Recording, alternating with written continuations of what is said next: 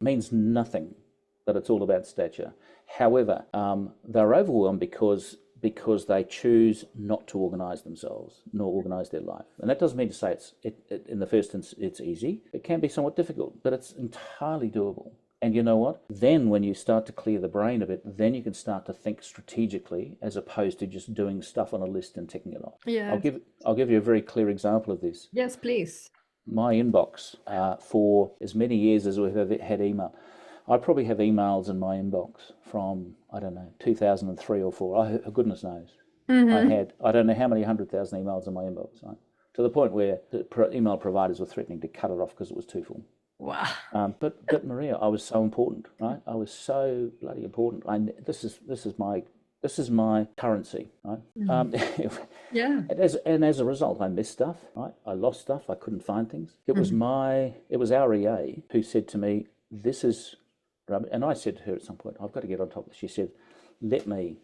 And so between us, she's amazing at it. I'm less amazing at it, but between us, we worked out a strategy that allows me to get on top of it. I now run 6 accounts through an Outlook email client. None of them would have more at any given time than probably about 5 emails in there, and I know exactly what they are. Now, it's just a simple, straightforward thing, right? But what it is about focus and attention. I can now focus on what's important and give attention to what's important, not get simply overwhelmed with a weight of email that is actually irrelevant to me in large part. I gave up on the idea that my email was currency and my massive inbox in any way, shape or form identified my importance, because it does not. And now I'm like a reformed smoker, Maria. I'm at everyone's inbox. But it's a small thing, but a pertinent thing, right? In terms of communication, it's fertile ground for overcoming overwhelm, and that's often where I would start with a lot of people. Let's look at your email. Let's look at your communication. How many facets of communication do you have? Where's your email? What does that look like, etc., etc. Right? That's usually a good place to start. Unbelievable, isn't it? When they have automatic responses, and then that's another email that comes to your inbox. Like, no, don't do that. Anyway, so who's this for? What's this for? I like this as a starting clearing these overwhelm issues. But I want to finish with difficult conversations, Rex, if you allow me to. I have, so we hear so much about difficult conversations. You mentioned it at the start of this. Can help thinking that sometimes organizations become very compliant, then someone loses their life. And I was reading a post of this speaker at a energy organization, electricity organization, and how, you know, the difficult conversations about compliance can lead to the loss of life.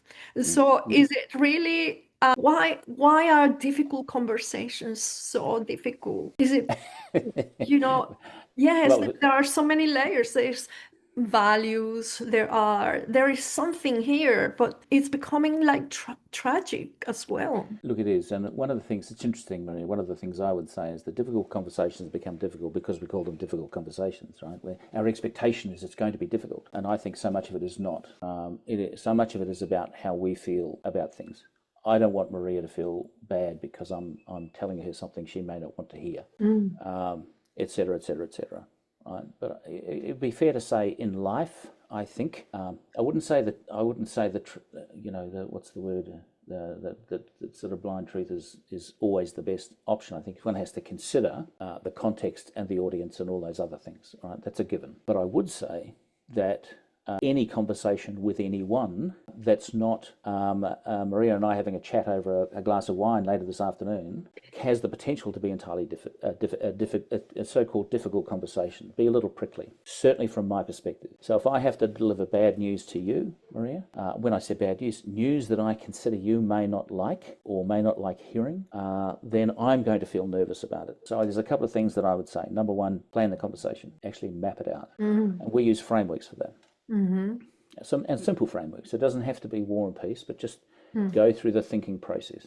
And And if you need to, even write it down and have it in front of you when we Mm. speak. This, we haven't touched on it, but this comes back to my absolute leadership superpower, which is vulnerability. Do not for a second concern yourself that the person across the table is going to think I'm not capable if I've got notes in front of me. Right? That's an irrelevance. The bottom line is that if you want to have this conversation and you want it to be handled correctly and you need notes, have notes.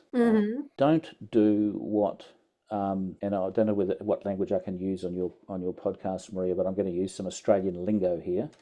Go And that on. is avoid the shit sandwich. It is an oft-used term in Australian business, and I think it's used overseas. They don't call it quite the same thing, but that's very evocative, right? Which simply means don't say something good, then say something that you don't feel is quite so good, and finish it with something good. You miss the point. And you know what? We're all awake to that. You can't dress that up any other how, except I don't want to tell you the bit in the middle. Just tell them the bit in the middle. So I think what becomes important is to prepare, and don't over-prepare, but prepare. To give yourself a level of confidence, and then control the situation. I won't go through the mechanics right now, but what I would say is don't allow the conversation to go way off piste. Do not be concerned by potentially calling a halt to it if it's not going well. And when I say not going well, if you lose your way, you can see I'm heading directly here into a hard conversation, right? So this is not your normal run-of-the-mill stuff. But be prepared. Manage and control the situation so it doesn't go completely pear-shaped. If the person you're sitting across from, and this has happened to me, starts crying, wait. It is not your job then to fix that situation. If emotion comes up, and emotion can come up, depending on the level I'm allowed to come up, and continue. Right? So that's not being hard, that's just being, measured and accepting of the situation. So if you think in delivering some news that the person across from you is not kind of expecting it at some point, that's a fallacy. Exactly right. It's fair to say we most often go into a situation pretty much knowing what this is all about. Yes. Right? So don't mess about. Yes. Just be thoughtful, be kind, be clear, absolutely clear, and then don't wish-wash about. Exactly. Right? Because that just becomes annoying. Just say it the way it is. That doesn't mean to say that it'll make us feel any better about it, by the way. No, of course not. But it does mean that the situation becomes much more clear and straightforward. So if there's anything that comes out of that conversation, what must be is absolute clarity about what you said and what you meant to say. Which is where notes and preparation become key.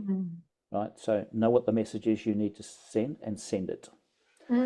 The other thing that I would say, though, is a precursor to that, because often there's a precursor, not always, but often. So putting off having the conversation when it's not a difficult conversation is not going to avoid the end result. Okay, land on things early. If it's and from a leadership perspective, it is behaviour will show up long before you'll see it in the financial results. And we all go, oh yes, but Maria didn't make numbers last month. Well, yeah, but I guarantee 6 months before that you would have seen behaviour and things happening, but we choose to do nothing about it because I don't want to say that to Maria because she may not like it.